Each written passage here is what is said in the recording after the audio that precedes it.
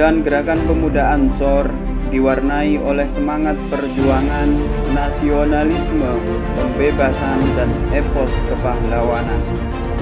GB Ansor terlahir dalam suasana keterpaduan antara kepeloporan pemuda pasca Sumpah Pemuda, semangat kebangsaan, kerakyatan, dan sekaligus spirit keagamaan.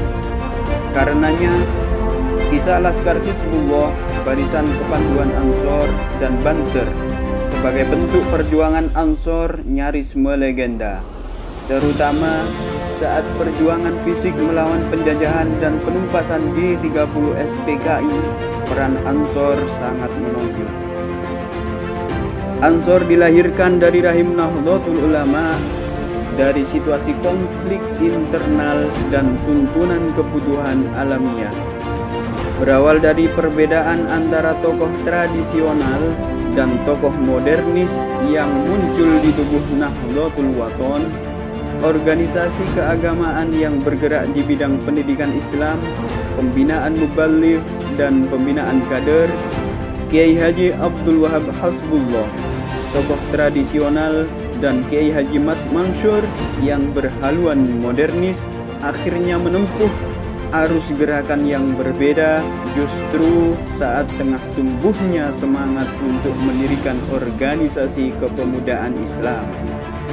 2 tahun setelah perpecahan itu, pada tahun 1924, para pemuda yang mendukung Kiai Haji Abdul Wahab Hasbullah yang kemudian menjadi pendiri NU membentuk wadah dengan nama Subbanul Wathon atau Pemuda Tanah Air. Organisasi inilah yang menjadi cikal bakal berdirinya Gerakan Pemuda Ansor setelah sebelumnya mengalami perubahan nama seperti Persatuan Pemuda NU, Pemuda NU, dan Ansor Nahdlatul Ulama, biasa disingkat dengan ANU.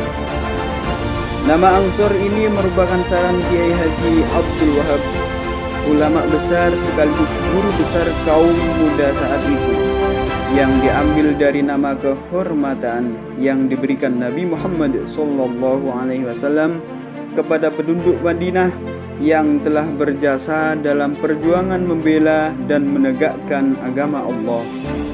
Dengan demikian, ANU dimaksudkan dapat mengambil hikmah serta tauladan terhadap sikap, perilaku, dan semangat perjuangan para sahabat Nabi yang mendapatkan predikat Ansor tersebut. Gerakan ANU yang kelak disebut GB Ansor harus senantiasa mengacu pada nilai-nilai dasar sahabat Ansor, yakni sebagai penolong, pejuang, dan bahkan pelopor dalam menyiarkan, menegakkan, dan membentengi ajaran Islam. Inilah komitmen awal yang harus dipegang teguh setiap anggota Ansor Nahdlatul Ulama atau GB Ansor.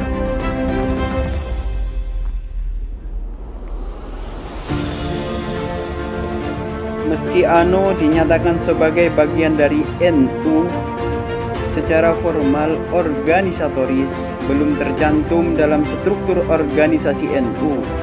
Hubungan ANU dengan NU saat itu masih bersifat hubungan pribadi antar tokoh. Baru pada Muktamar NU ke-9 di Banyuwangi, tepatnya pada tanggal 10 Muharram tahun 1353 Hijriah atau 24 April 1934, ANU diterima dan disahkan sebagai bagian Departemen Pemuda NU dengan pengurus antara lain Ketua Haji Muhammad Thahir Bakri, Wakil Ketua Abdullah Ubaid, Sekretaris Haji Ahmad Barawi, dan Abdus Salam.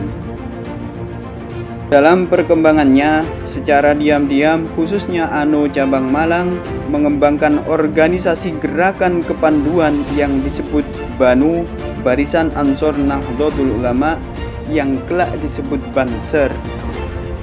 Dalam Kongres 2 ANU di Malang tahun 1937, Di kongres ini, Banu menunjukkan kebolehan pertama kalinya dalam baris berbaris dengan mengenakan seragam dengan Komandan Moh Syamsul Islam yang juga Ketua ANO Cabang Malang. Sedangkan instruktur umum Banu Malang adalah Mayor TNI Hamid Rusdi, tokoh yang namanya tetap dikenang dan bahkan diabadikan sebagai salah satu jalan di kota Malang. Salah satu keputusan penting Kongres 2 ANO di Malang tersebut adalah didirikannya Banu di tiap cabang ANO. Selain itu, menyempurnakan anggaran rumah tangga ANO, terutama yang menyangkut soal Banu. Pada saat pendudukan Jepang, organisasi-organisasi pemuda diberengus oleh pemerintah kolonial Jepang, termasuk ANO.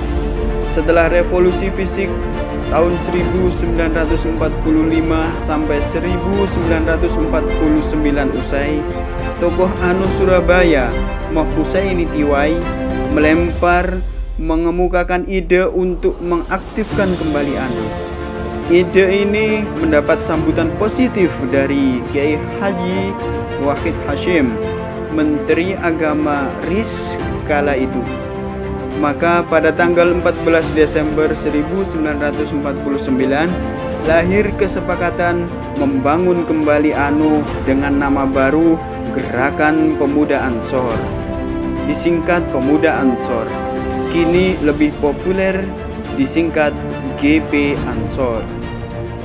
GP Ansor hingga saat ini telah berkembang sedemikian rupa menjadi organisasi kemasyarakatan pemuda di Indonesia yang memiliki watak kepemudaan, kerakyatan, keislaman, dan kebangsaan. GP Ansor hingga saat ini telah berkembang memiliki 433 cabang tingkat kabupaten maupun kota di bawah koordinasi 32 pengurus wilayah tingkat provinsi hingga ke tingkat desa. Ditambah dengan kemampuannya mengelola keanggotaan khusus Banser yang memiliki kualitas dan kekuatan tersendiri di tengah masyarakat.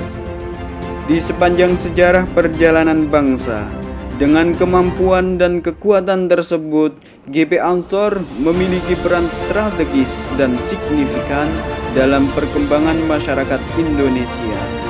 GP Ansor mampu mempertahankan eksistensi dirinya, mampu mendorong percepatan mobilitas sosial, politik, dan kebudayaan bagi anggotanya, serta mampu menunjukkan kualitas peran maupun kualitas keanggotaannya.